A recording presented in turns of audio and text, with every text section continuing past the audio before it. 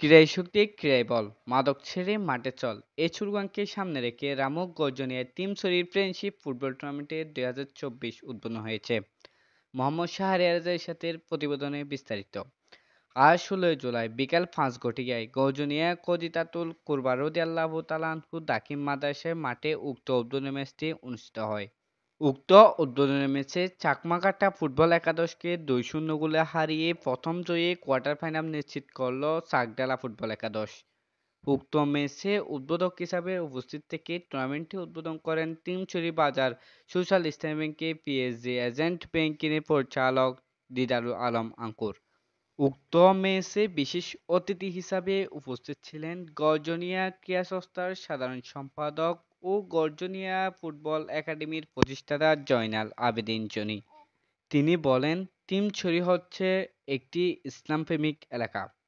উক্ত টুর্নামেন্টে সম্পূর্ণ লম্বা সুইচ প্যান নিয়ে খেলতে হবে। উক্ত টুর্নামেন্টটি সম্পূর্ণ আন্তর্জাতিক নিয়মে পরিচালিত হবে বলে জানিয়েছেন পরিচালনা কমিটি। মোহাম্মদ শাহরিয়ার রেজা ইরশাদ, এবি নিউজ, নাইক্ষ্যংছড়ি। জি প্রিয় ভাইয়েরা, আজকে আপনারা যারা খেলতে এসেছেন, একদল নাইক্ষ্যংছড়ি, চাকদাওয়াছড়ি, আর একটা কোন দল আমার ভালো করে জানা নাই, চাকমারকাটা। যে প্রিয় দল, মানে দুনো দলের জন্য আজকে শুভকামনা রইল। আর একটা কথা হচ্ছে, খেলার মধ্যে হার জিত অবশ্যই হবে।